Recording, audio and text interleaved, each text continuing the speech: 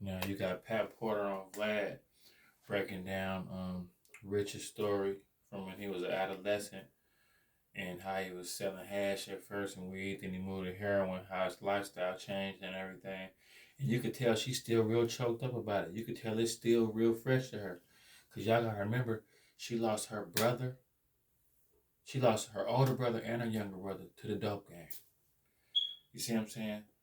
Um, One of the most tragic stories in all of history for your brother to get kidnapped, your little brother, over some ransom money, then your older brother get killed trying to come up with the ransom money to get back to little brother, and you the sister stuck in the middle. That's the that paid in full story was one of the coldest, most cutthroat stories I ever seen. But that's how it really be in real life. You see what I'm saying? That's the cold part about it. And you could tell she's still. You could tell it's fresh. It's still fresh. It will be fresh to me too. You know what I'm saying? I just lost my older sister, man. That shit hurt, man. It hurt. And didn't nobody take her from me. She died of natural causes from her having health problems and stuff like that.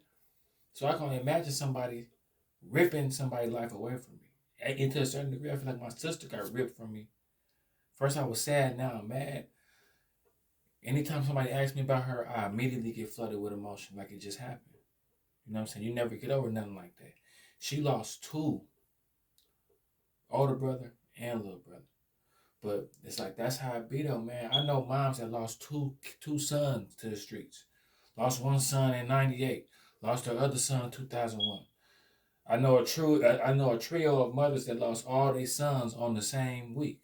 So we celebrate, yeah, on the same weekend. On the same weekend, a trio of mothers that all knew each other, all lost their son. See, we don't talk about that. People don't talk about how people be left traumatized. This music and stuff, they're celebrating this, you know, it's like it's gonna reach up and touch somebody. Like I feel like when people be talking about the streets and rapping about the trap and having guns and all that, they not know it's people really dying and going to jail behind that. It's that you know what I'm saying. That shark will really come up and grab you and pull you deep into the water. Like people don't understand. They don't want to get picked up the crowd. See all this shit we talking about, all this negativity we be celebrating. Somebody gonna pick you out the crowd and make you really go through it. See, that's how it be. You better just hope you're not him. Not a lot of people get hit with it, but a majority of people get hit with the reality of these lyrics and what be really going on, like Pat Porter.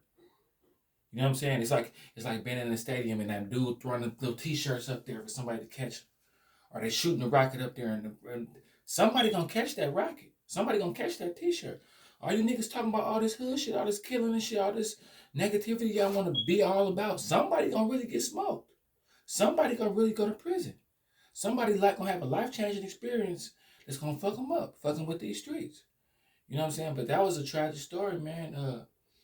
I know stories like that. I know a lot of Pat Porters in real life. You know, to a certain degree, my mama Clodie, she was a Pat Porter. You know what I'm saying? My uncle Donnie, boom, brains blew out. You know what I mean? She went out there, picked his brain. You know, like a real Pat Porter. You know what I'm saying? My mama, my uncle, my uncle on her side got shot in the face by a woman, like last year. You know what I mean? I got family members being hit up. I got a cousin right now that's in the game, might be paralyzed. You know what I'm saying? Like this shit is real, man. That's why, yeah, I be on the hood shit. I be talking about it, but this shit really happening. This people really getting touched up. It's people really taking L's from this lifestyle that people singing and dancing about. I grew up in Richmond, California. This shit really be happening. Like when I see, Pat Porter choked up, it just remind me of the mothers that I done ran across, that I done hugged, that I done went to the funerals. It's crazy, man. It's crazy. But her story was the most tragic story, and this interview is long awaited because she had a documentary back in the day where she was on there talking. She was much younger, but Vlad gonna get down to the nitty gritty the way Vlad do, and it's just a snippet. This is the first snippet, y'all. So I'm gonna stay tuned. This gonna be a good one, man. This gonna be a good one, and I hope to teach y'all about the reality of these streets, man. This shit ain't, man. Man, niggas, man, Josh, is you tough? Is you hard? Then you have you been through a lot, man? I don't give a fuck about that shit, man. Nigga, I got partners got smoked in the 90s, boy. I remember them niggas when they was teenagers. I don't even know what they look like. When they get like me, I don't even know what they... I remember them dying as a teen. I see little teenage kids coming from school and be like, half my partners went to prison or got smoked at that same age. I don't even know what them niggas look like. I can look at their kids. I know a tragic story where I ain't gonna say their names, but the father was a hitter, legendary. He got smoked. The son came behind him, looked just like him. Everybody was, oh, Woody Woo Jr. got smoked. No music, no nothing, no nothing. Man, this shit real, man. Y'all keep up with this interview, man. I think it's gonna be a real one. Long awaited, you know what I'm saying, Pat Porter, you know what I mean?